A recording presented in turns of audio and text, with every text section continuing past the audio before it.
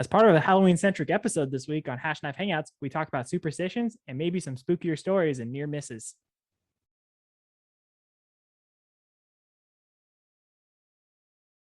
Welcome to Hashknife Hangouts. I'm Calen. He's Brandon.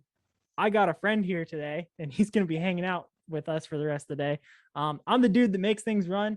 Dad is the guy that shows up and talks. This guy's just going to hang out for today. If you're visiting our channel and seeing our videos for the first time, please like, comment, and subscribe. You can also find us on Facebook, Instagram, and Twitter at our respective handles below. And now to the news.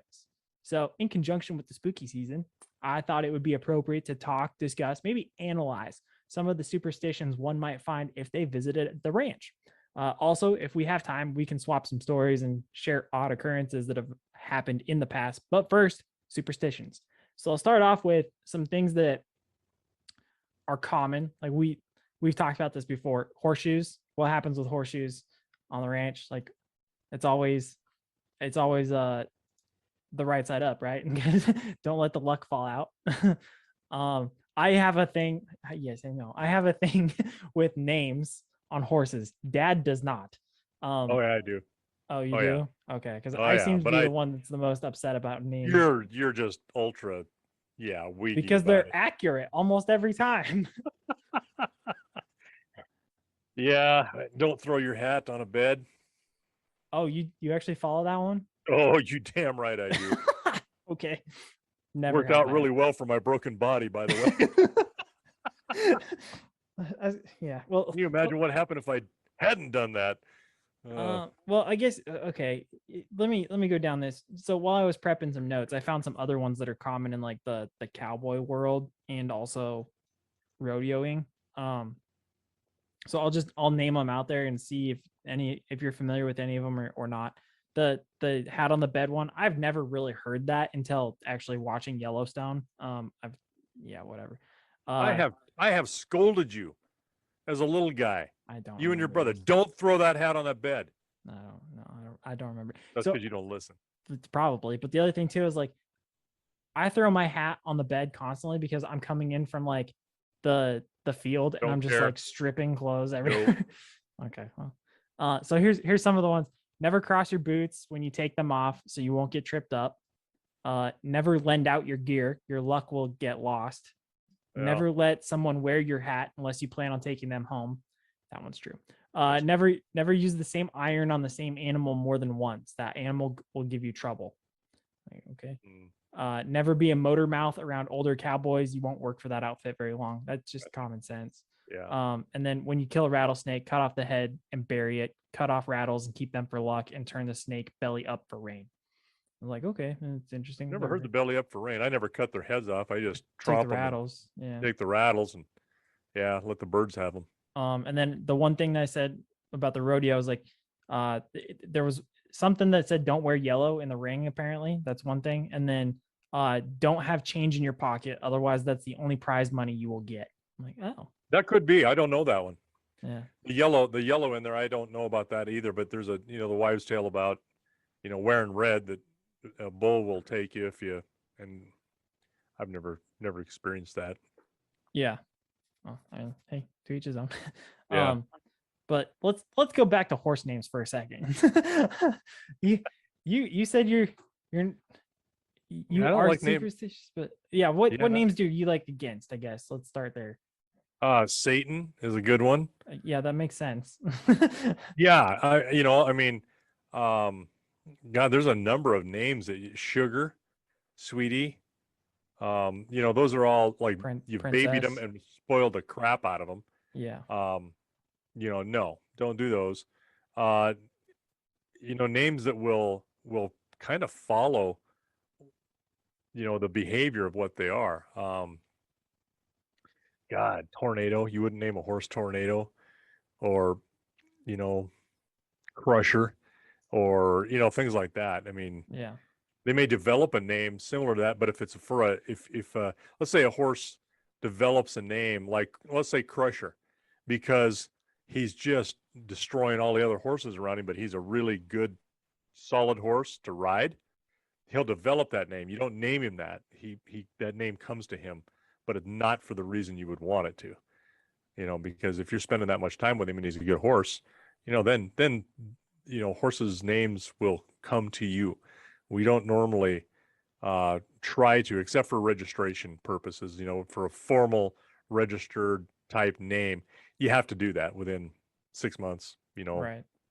and preferably within 6 months. But we have lots of horses that have a different name, a ranch name, than they do their registered name. Right.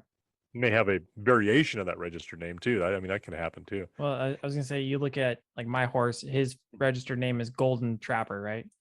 Or Yep. yeah, Hashknife Gold Trapper. Gold Trapper. And what do we call him? Flax. Right. It's just Flax. Or come here, you old puss head. Yeah. Old man. He's old man now. Old man. He's the old man. But Braden's horse, Mountain Man, is just, I mean, it just fits. Yeah. That name just fit him, and then that's part of his registered name. Well, and now another one too is like, on the surface, people would go, why would you name a horse Sin? I was like, well, we name it Cinnamon. Right. And it just became short for Cinnamon, which Yeah. it's a different if you don't know that context, like it's Right. it's definitely, you're like, oh no, why would you name a horse that? But and you're like, oh, okay, that makes sense. Yeah, that's true. Yeah, it's just an abbreviation or a shortened name. But there was a whole bunch of horses there that your grandmother named that were, gosh, there was Spice, Cinnamon Twist, just a whole bunch of them along that line, and they were all really good horses. I mean, no issues at all with them. So until there was one named, what was it? It was the Goddess of War, and I was like, yeah, that fit. it did. She was a rip. Was it Venus? I think it was just Venus, right? Yeah. Or, Yeah. That horse was she was just a mean. She went down the road without. Yeah, she was no. Yeah, I don't think she's ever trained. Yeah. No, she didn't. We didn't need to have her as part. I mean, that happens, Yeah. So. Another one was that I was kind of coming up with. Well, okay, a common one that we follow that other people probably follow are don't walk under ladders. Oh yeah, I do that. Don't walk under ladders. Some people, they recognize this, but others don't. From our region, is you never get a knife for a gift. You have to buy the knife. So and why do you do that? Even for a penny, like, hey, dad gives me a knife for Christmas or something, you buy it for a penny. So it doesn't, they say, so it doesn't cut you. That's what a lot of stuff, but you and I have always known it as, so it wouldn't sever the relationship. Correct. That's what I've always known for. Yeah. Yeah. I like that better than it'll cut you. Yeah. I was like, I mean, every knife will cut you. Especially if it's not sharp, Yeah. So, yeah, that's always been an important one for me. Just a penny. Don't care who it is. Yeah. Here's a penny. Geez, what else have you got? I mean, there's the other one that I thought of off the top of my head, and this is like a running joke in the family, is don't say something like, it'll only take a few minutes, or it'll be an easy/quick fix. Like, no. Just no. Yeah, that's true. That's hey, let's go do this. It's only going to take 30 minutes. Yeah, no. And the next thing you know, 4 hours later, you're still at it, and it's like, yeah, that didn't work out. Yeah, that's true. I don't know if that's more of a superstition than it is me trying to get you to do something and way underestimating the time that's going to take. A little bit A, a little bit of B. Yeah, it could be. Yeah. Your mom, she's always like, really? She gets so frustrated too. She's like, I know. He says 2 hours, and then we look at each other and we're like, it's gonna be all day. It's gonna be all day.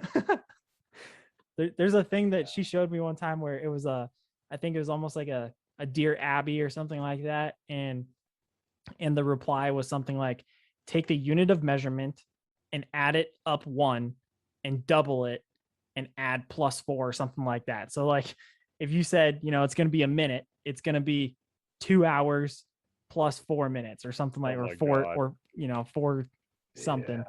Yeah. I mean, things happen. Not that consistently.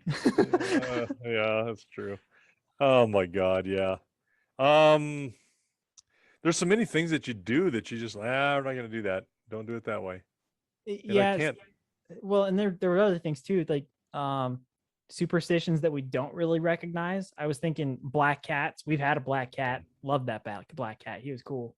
Yeah. Sydney. Sydney Scabass. Yeah, Your he was a mother cool saved cat. his life.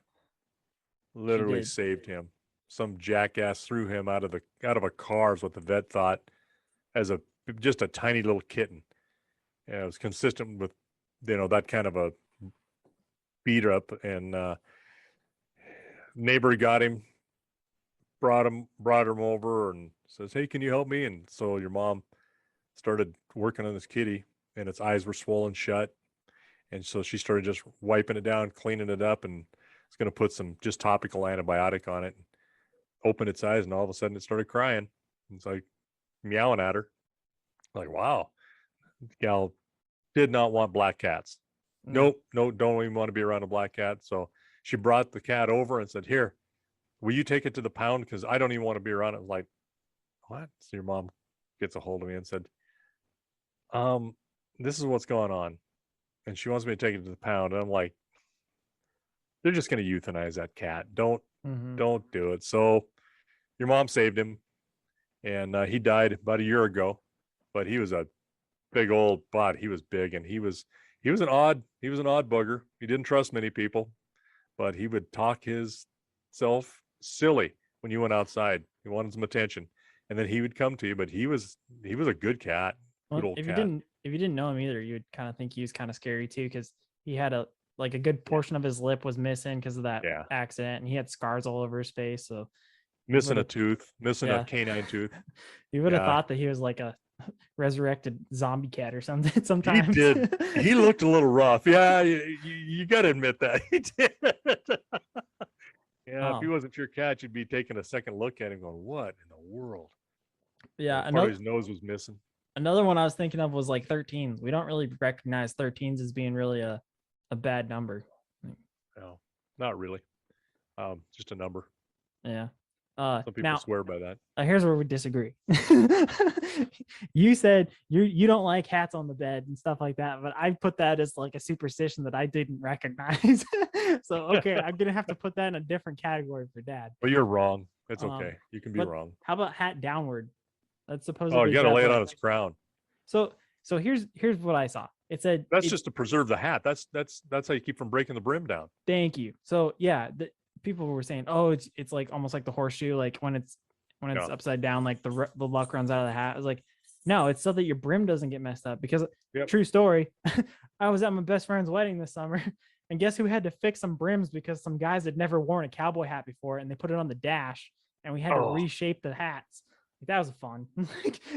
In the heat of the summer heat, I bet those. That's what happened. Brims took a set in a hurry. It was super wonky. Yeah. Yeah, there's no superstition to that. It's just to make sure that your brim doesn't get destroyed or misshapen. And again, another thing, when I come out of the field, so I have it's a little ball cap that the Army, you get through the Army, but I throw mine. Is that your gang hat? Is that what it is? An Army gang hat? Yeah. I throw mine on the bed or on my sleeping bag or something, and I leave it up. So where my head would normally go, it's facing up, because that's where I start putting like personal things. Like, hey, gotta take my dog tags off, throw them in there. Anything that's like important that I try and keep so it doesn't like roll away or get stolen or like something like that. That's what I do. Like, not only for the cowboy hat, it's to preserve the hat, but for me, it's to preserve my life. Well, I've done the same. I do the same thing with my hat. I mean, if it's you're in a spot, my pocket knife, change, wallet. Yep. All your small personal effects go in. That's a good thing to hold it. So that's just good common sense. So now I don't really have anything more on superstitions, believe it or not. That was about 15 minutes. Well, I'm sure there's a ton of them out there, but I mean, like the horseshoe. Yeah, I just as soon not take my chances on that. Let's keep that luck contained and don't let it run out. Yeah. But at the same time, we got a whole bunch of horseshoes in the barn that are over the top of a 2x4. They're upside down so that it's a place to store them. Oh, right. Yeah. So the ones that you're talking about, the ones that we haven't used yet, that need to go on horses. Yeah. Yeah. So I don't know. Does luck even go into a horseshoe that's not been used yet? Maybe that's a good buy. question. Yeah. I don't know. I don't know. That's a good question though. I um, always I always thought the Billings Mustangs baseball organization though, they've got M as a Mustangs, and it's with two. two upside They're making down. an M with two upside down Yeah, I've got horseshoes that as before their. too. Yeah, and I'm Uh, like, okay, well, they seem to now, do okay. do you have any like? I have four that I wrote here, but do you have any like growing up working? You were working two ranches, working with grandparents, stuff like that. Did you guys ever? Do you ever have any spooky stories or any near misses that you were like, man, that would have been a that would have been a bad deal or something like that? Near misses happen, you know,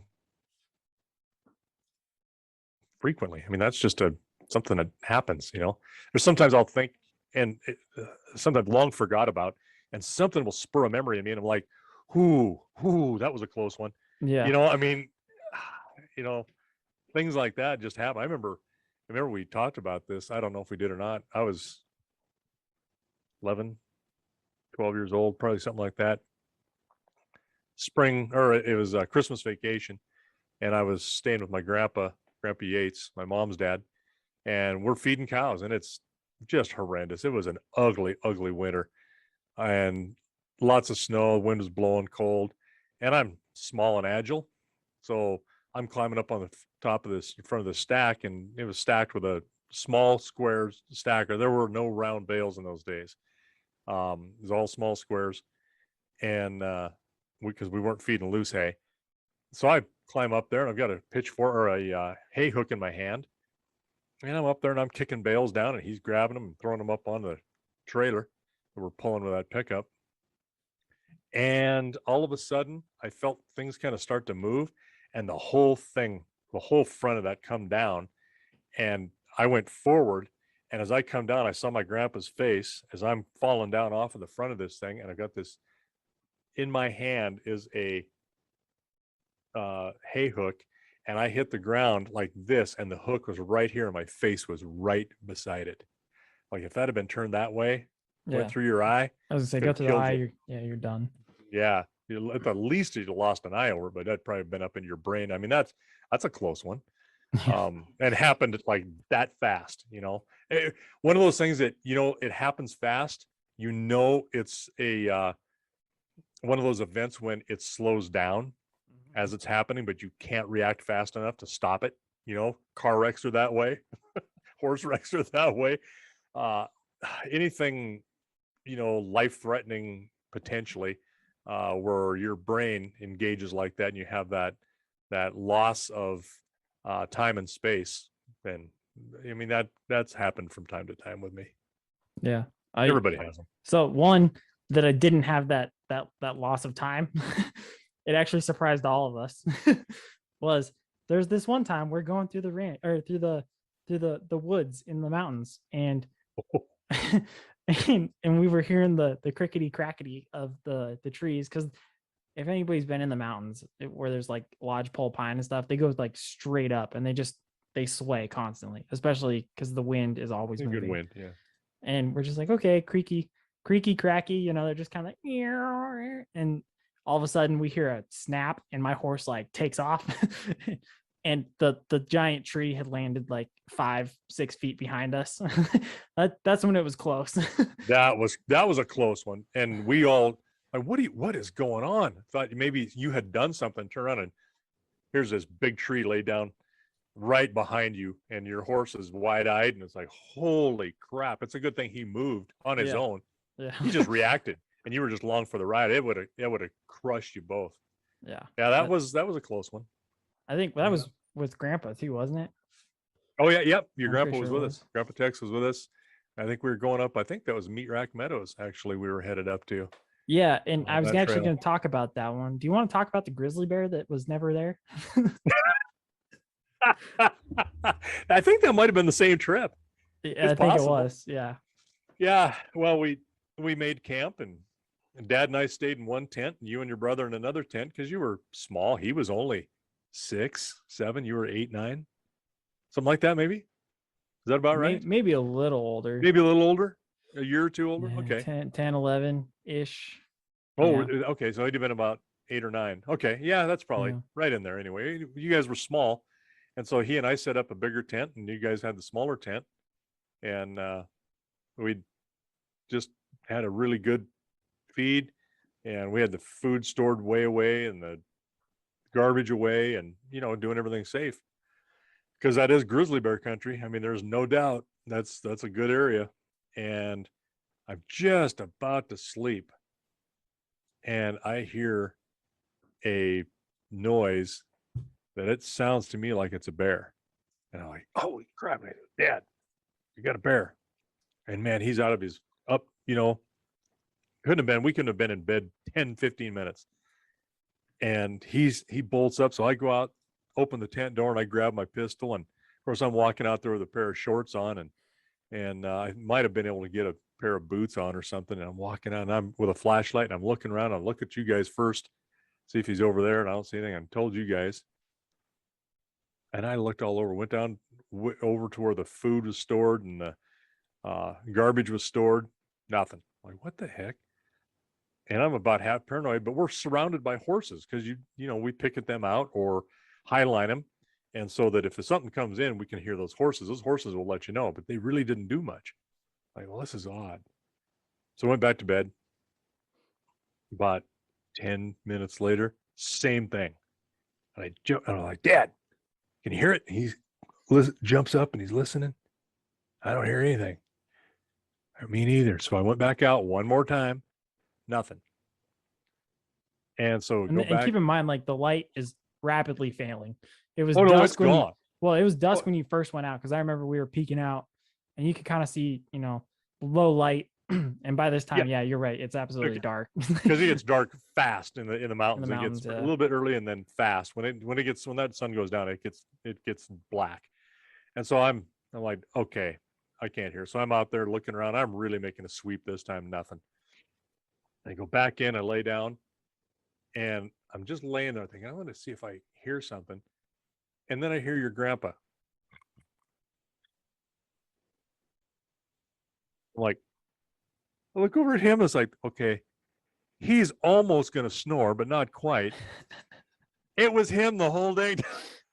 He would never believe that. There's no way to record it. It's like, oh, for God's sakes. I don't think he ever accepted that one. But it sounded just like a bear starting to, nose around and just kind of root around like a pig. So, yeah, but I don't think there's any kind of superstition. All right, sorry about that, folks. We were scaring the puppy. So I've now put him away. Hopefully he'll be quiet. If not, hopefully it's been dampened enough through 3 walls that you can't hear too much of it. But anyway, Grandpa was a non-existent bear for a little bit. Yes, never to be lived down. God. But moving on with animals in camp, one kind of creepier story I was thinking of was when we were up in the mountains. We went hunting for elk that one year, and we found out there was no elk to be found. And in the middle of the night, the wolves had come through camp, and one of the horses snapped the picket. And I remember you were like, "Wake up! We got wolves in camp." I'm like, what? that was definitely creepy, because I mean, horses are prey animal, and we're up in the mountains by our lonesome, and that's a vulnerable feeling for sure. Yeah, we had 4 or 5 horses. Your grandpa, your grandpa Henry, your mom's dad, my father-in-law, and you and I.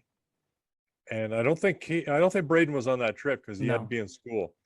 And then, but we went almost right to the edge of Yellowstone Park. We were on the north boundary there, and had packed in. And I think we had, I don't know, 5 or 6 horses. I don't remember what, but we had them picketed around, and we were camped up away from where we had the campfire and where we cooked. As again, this is grizzly infested country. And I heard something in the middle, and I knew exactly what it was. And I heard a snap, and I got outside the tent, and I was training a horse, that black filly, and I think her name was Memory. Right? She actually, it was Memory. She actually had a hair issue at the time. Yeah, we were concerned about her going hypothermic. Actually, yep. But that little filly come running up to the tent and just stood there shaking.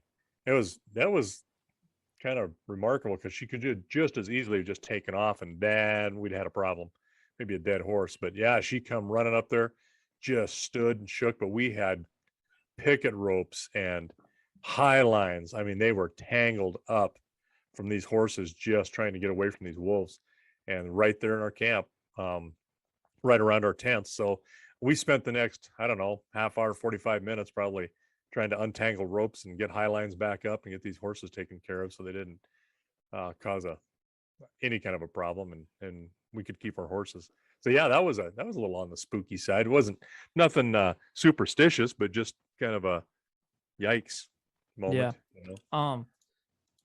Another one. We were on a moose hunt one time. And the second one, it was a little icy. You wanna explain that one? Because I at the time I remember you asking me guys, asking me and my brother, you're like, you guys weren't scared? I'm like, no, we trusted you because Dad knows how to back up really well. And when you explain it, people will understand that. But it wasn't until probably a couple of years ago that I realized that it was one of those things. It triggered something in my head, and I went, wow, that really was lucky. Like, I could have ended up way worse. Yep. Yeah, we're your brother had a moose permit, so we were going up to try to get a moose, and I don't know how many times I think we hunted 17 days, if I recall, before we found a moose to shoot, and headed up this spot where we had been before, but there was just a little glaze of ice on the road, and it's just it is just straight down road, straight down, and you're just crawling along, and you couldn't pass anybody on it, just one of those kind. But it was a decent road. I mean, it had gravel on it actually, or a lot of rock in it, I should say. I shouldn't say gravel. It had rock in it, so, and dirt. Had this sheet of ice on it, and we started up, and it had been shaded enough that all of a sudden I noticed. I went, oh crap.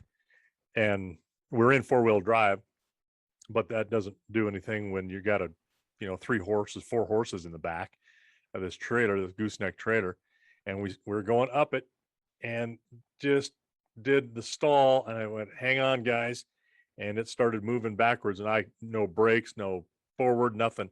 And so I'm trying to maneuver this gooseneck so I can kind of go back down and hopefully hit a spot where it's not icy and just get it slowed down, and we'd back our way down. Well, that didn't quite work that way, and it started working to the side. And as we were coming off the side of the mountain, I said, hang on guys, we might be going straight down this thing. And it skidded off, and the front wheels were hanging over the top, and it landed on the frame. I went, man, I am so glad this thing is stuck here. And so we got out, and oddly enough, I think a couple of weeks before, we had lost the transmission in that pickup. Yeah, because that was the first trip back after the transmission had been fixed. Yeah, was it the first one back? Yeah, because I remember you're like, hey, call your mother, because I don't think you were brave enough to do it yourself. No, it wasn't that. It was like, give her a call and ask her about what the because one of you had to go up a little higher on the hill, and I was like, nah, I'm not leaving the pickup. Yeah. Ask her, I forgot the number of that towing company again in Livingston. It's like, oh God. Yep. That sucked. That really sucked. The guys were impressed though when they showed up. They're like, hey, pretty good job. Yeah, well, until it wasn't. Yeah. You got a 32-foot gooseneck. That's kind of that makes it a little dicey, because you need to be able to roll that front end around a little bit more than what you need to get that hind end to move. And we just didn't make quite the bare ground where it would be able to be breakable, and it went off on its own. That was no fun. That sucked, but we lived through that. Didn't hurt anybody, and walked away from it. Got towed away from it, pulled the horses all out. And I mean, those guys, in order to make that work though, they had to, if I remember right, they had to anchor to some really big trees up on the side of the mountain and drag that thing and pulley it. And it was a big deal. It was a way big deal. Sorry for those that are watching. They're like, what's Calen doing? I'm trying to keep you from having to hear the dog that's barking. He's very upset right now.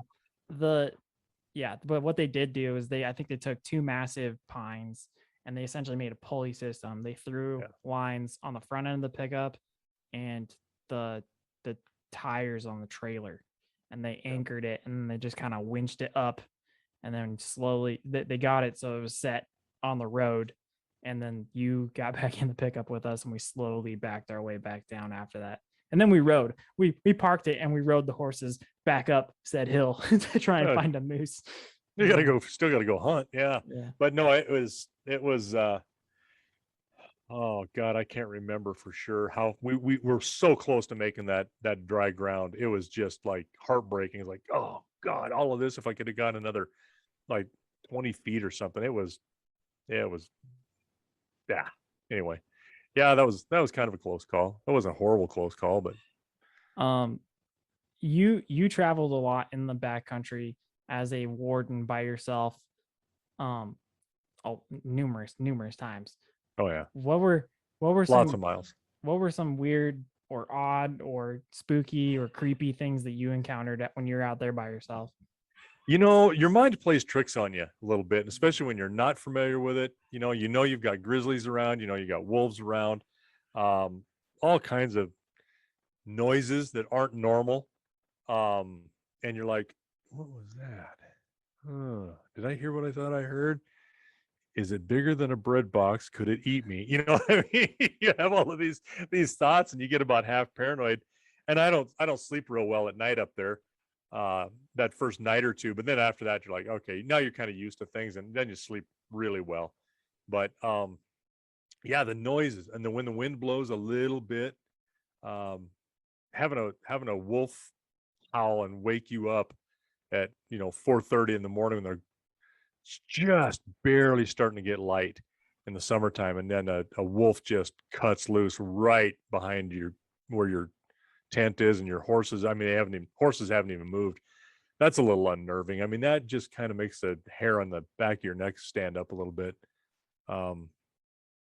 Things like that. We had some moose encounters that were interesting. Never thought I'd ever see that happen, where myself and another warden, he's been retired for a while now as well. He and I were up and headed up over Sundance Pass, south of Red Lodge. And we went to a place called September Morn Lake, where we've been a number of times, working some horses and teaching them to pack and just riding, and got up on the bench above the lake. And it was a really good spot to be able to camp, nice and flat, away from everything. We come in there, unpacked our horses, unpacked our pack horses, took care of them, and set up a camp, and are just starting to make something to eat when a cow moose and her calf walked right into camp, and they were not literally 25, 30 feet away. And she looked at us and bedded down and went, oh crap. Right in our camp. I mean, right at the edge, right on this flat. I'm like, that's definitely dangerous. Oh yeah. with a calf right there. Calf, it's one thing if it's her by herself, but to have a calf right there. Right. And this is probably, it must have been about July or August. And this is probably, a June or a May or June calf. It's not that old. It's, a couple, 3 months maybe, but she sat down there, and I looked at Kevin, and he looked at me, and I said, what do you think? And we're both like, well, she kind of come in here. We didn't spook her. She's bedded down. I don't know. And that was kind of a little cause for concern. And the horses were they were fine. They didn't have a problem with it, which was amazing. And we decided, well, let's just go ahead and see what happens. We sat there and watched her and talked to her and talked to each other, and finished supper, cleaned everything up. Thought, well, let's turn in. And so we had a tent up, and we had oh my God, it was a horrendous lightning storm, and wind was blowing. We literally were laying on the tent. I was on one side, he's on the other, and we're holding down the lead corners of the tent, trying to sleep and trying to keep this tent from blowing away. It was unbelievable. Water just pouring down. And that kind of ceased sometime during the night. We got up the next morning, opened the tent, look out. Yeah, she's still laying there. Her and that calf had not moved a bit. Like, good God. So we got up, fixed breakfast, and next thing you know, packing things up, and got them manied, saddled, and that cow and calf were still laying there when we left. Didn't bother a bit. And that was a little unnerving because, you know, a moose can do some serious damage to a human Oh, yeah. body, and they Well, just snap. I mean, there's no rhyme to reason. Sometimes they just, especially a calf. it makes you wonder if You know. she knew a storm was coming and she's just like, this is a good spot for me. So I I'm don't gonna hang know. out. It was early. I don't think so. It seemed to be a nice, clear night, evening, really nice. And then that storm rolled in, you know, middle of the night. Well, like they do in the mountains, you can't always predict. But Yeah. yeah, she was causing us to just kind of keep our ears and eyes open. And Yeah, I don't you blame know, you. there's not much you can do. Lots Oh, of weird stuff like that. That you know, you start thinking, especially when you're by yourself. You're like, okay, mhm. what do I got to defend against? Do I hear that? Is that what I hear? Right? You know, how many are some of these old stories of people that have gotten lost back here or killed back here, and their spirits are around? Who knows? I mean, people scoff at that, and others swear, but you know, who knows? I'm not one here to judge one way or the other because I don't know. Well, But you there's been talked about some like weird things. people's spirits and stuff, and you told me about a place called Frenchy's Meadow one time, right? Oh, Yeah. yeah. Yeah, that was in Frenchy's Meadow is just north of the Lamar Valley, and it's south of Cook City, south Cook City area, the Daisy Pass and that Crown Butte area, Lake Abundance, and it's the Slough Creek drainage out of the into the park. And there's a ranger station there that we would stay at. We would go into the what's called the transfer, just a big parking area there for the Slough Creek, and then pack in from there. And it's like 14 miles from there into this ranger station, this cabin. And we all had keys and could use it. And you know, if you had leftover food that wasn't perishable, you'd leave it for, you know, pancake batter or whatever, some canned goods, things like that. Syrup is that's always a nice commodity to have, some syrup in a backcountry like that if you're gonna make something out of flour. You know, make some biscuits or whatever, because it's easy to put that stuff together. But it's really nice to have honey, syrup, whatever, sugar, things to put it on. Anyway, um, the fires of '88 in Yellowstone Park just, I mean, it really come through, and Braden could probably talk more about that. We used to get almost in fist fights in college about the fires of '88 and why they were so bad, why it took snowfall really to put them out. They were just trying to save some structures here and there. And this would have been in about, oh my goodness, probably, I'm guessing about 98. I think I was in. It was about 10 years later. So a lot of those trees were starting to come down after, you know, 10 years of standing after they burned, which is pretty typical. But there was a guy who homesteaded that area named Frenchy Duray. He was a Frenchman, a trapper, and had a wife and a couple kids, and he was trying to make a living back there in that area. And it was just north of this, right at this transfer area, just north, about a half a mile north of where this ranger station is. And he was kind of a thorn in the side of the rangers because he was always trapping bears, grizzly bears, and I mean literally live trapping them with a leg hold trap. And he had that homestead there, had a cement foundation, rock foundation for this cabin he had a really pretty nice place, and it was a big open meadow. And you can look on a map, it's called Frenchy's Meadow. It's still a piece of private land in there. And he had apparently, his wife and I don't know if he had one or two kids, had left, and he had set traps had a big bear apparently in there. And the rangers were trying to catch him illegally poaching bears. And and of course, this is the early 1900s. And they had went in there to just to make a visit, let him know he was around, and found him and this bear. He'd apparently set a trap right near the cabin, and this was a big grizzly bear. And you can probably go online and find this story. I'm kind of truncating it a little bit, but found him. The bear had broken the chain on this leg hold trap, a bear trap. It was that big, broken the chain. But Frenchy had Which I should stop you there for a second. If nobody's familiar with traps, normally you take the chain particularly for bear trap, and you wrap it around a massive tree to keep it anchored. And so if he broke the chains on that, he's probably a little big. He was a tiny bit big, yeah. And Frenchy had apparently shot him as he was attacking him. The bear mauled him, and they basically killed each other. And so Frenchy's buried there. There's a little spot there, a little cemetery, kind of a little monument there, small one, basically a headstone right near where the cabins are at, or buildings were at. And it's all gone now except for that. There's a little bit of an area around there, kind of fenced in, where he's buried. And so we thought every time you're there, there's a kind of a good luck deal for you if you want to. Oh, that whenever you're in the backcountry and you're near Frenchy's Meadow, you need to go pay your respects to Frenchy. And so that first morning we rode up there from the cabin, and we hadn't been in there much since the fire, and rode up, and it was eerie because that whole country was all burned out. I mean, all around. The lodgepole pine was all just standing, and some of it was coming down. It had been, dead from the fire, except where you could see where the fire had crept up to just a few yards from that little enclosure there where Frenchy's buried. And that made the hair on our necks stand up a little bit. It's like, how did that happen? There's no reason that should have been spared. And just a couple of trees, right there, but it wasn't burned. And it was almost like something was stopping the fire.